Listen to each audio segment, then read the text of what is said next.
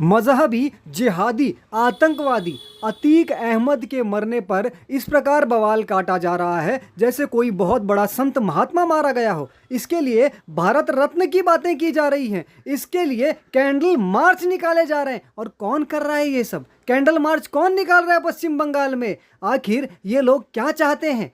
ये एक तरफ तो सारी बातें कही जाती हैं कि आतंकवाद का सफाया हो, गलत लोगों का खात्मा हो, गुंडा राज खत्म हो, और दूसरी तरफ जब इस प्रकार के घटिया गंदे लोग मारे जाएं जो कि इस्लामिक बस्तियां बसाना चाहते हैं, डेमोग्राफी बदलना चाहते हैं, क्योंकि 2047 का पीएफआई का जो प्लान है वो अकेले पीएफआई का नहीं है, ये सारे कट्टरपंथियों का है और ये वो काम कर रहे हैं। और इस अतीक मोहम्मद के आईएसआई जैसे आतंकवादी संगठन से भी रिलेशन सामने आ चुके हैं। उसके बावजूद पश्चिम बंगाल में मजहबी लोग यानी मुस्लिम लोगों ने इसके लिए कैंडल मार्च निकाली। आखिर क्यों? क्या बताना चाहते हैं? कि क्या अतीक मोहम्मद सही कर रहा था? क्या वो मजहब के मार्ग पर चल रहा था? यदि ये मजहब का मार्ग है तो विचार करना होगा, देश की सरकार को विचार करना होगा, देश की जनता को विचार करना होगा कि आखिर ये देश जा किस तरफ रहा है। एक आतंकवादी के मरने पर, एक घटिया गंदी सोच के कीड़े के मरने पर, गुंडों के मरने पर आखिर ये कौन सी सोच है जो उनका समर्थन करती है? आखिर ये कौन सी सोच है जो देश विरोधी लोगों के साथ चलती है? क्या वो देश विरोधी लोग नहीं है? क्या उनके विरुद्ध कार्यवाही नहीं होनी चाहिए? आज भी कई जगहों पर इनके इस अतीक अहमद के समर्थन में कैंडल मार्च निकालने की बातें हो रही हैं। आखिर क्यों?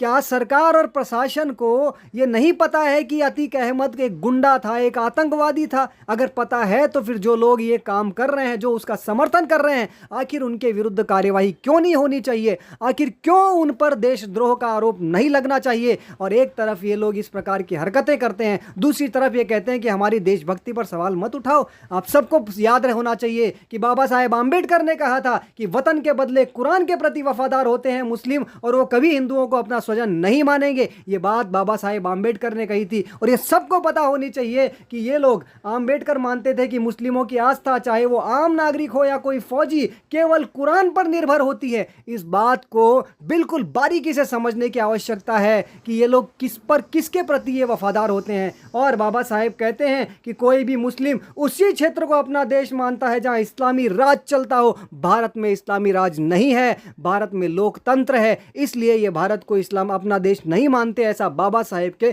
कथनों के अनुसार है। इन बातों को समझना होगा। सरकार प्रशासन समझे ना समझे, वो किसी ना किसी मुगालते में रहे, लेकिन जनता को समझना होगा। और इस्लाम में जिस भाईचारे की बात की गई है वो केवल मुस्लिमों के प्रति है। ये भाईचारे वाले इस बात को बारीकी से समझ लें। ये बाबा साहेब आम्बेडकर की कही बातें हैं।